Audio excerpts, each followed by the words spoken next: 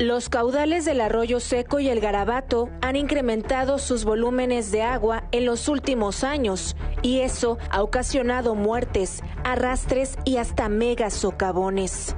Cada vez trae más agua, cada vez esta agua tiene mayor capacidad de arrastre, como lo vimos desafortunadamente con la persona que fue arrastrada en las últimas semanas y que tiene capacidad de desborde.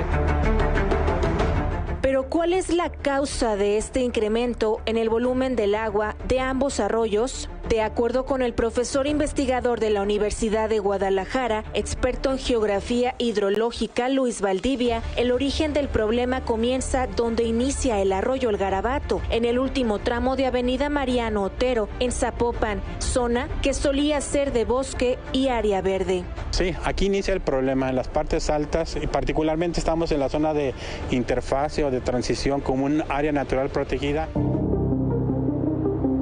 Hoy está invadida por fraccionamientos, plazas comerciales y estacionamientos. No debió de haberse autorizado toda esta gran cantidad de cotos que impermeabilizan el suelo y que provocan el incremento considerable de los caudales. Entre más concreto, menor filtración de agua y esta buscará su cauce. Se dispara la escorrentía casi en un 95%.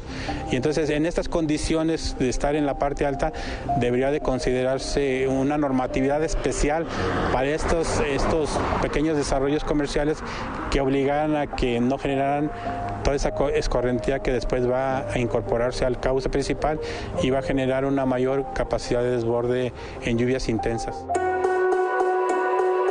Con el mayor volumen de agua se vuelve cada vez más común que se desborden los arroyos Seco y el Garabato, pero también incrementan los casos de arrastre de vehículos y personas, sobre todo en zonas donde hay una infraestructura inadecuada para contener la corriente. Es el caso de la colonia Santa Ana Tepetitlán en Zapopan, en el cruce de las calles Río Azares y Camino Nacional.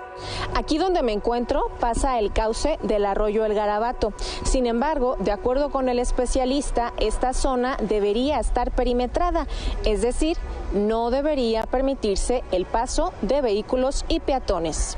Es muy transitado y entonces es una zona pues obviamente de muy alto riesgo y entonces la autoridad debería de haberlo considerado y haber hecho alguna adecuación distinta. Los automóviles incluso transitan por el canal como si fuera cualquier calle. Justo en este punto, el pasado 9 de julio, Paola, una menor de 16 años, fue arrastrada por la corriente cuando intentó cruzar a bordo de su vehículo. Rápidamente el vehículo fue arrastrado y eso significa que traía mucha altura y mucha velocidad del agua, entonces rápidamente fue arrastrado y eso significa que es una zona altamente peligrosa.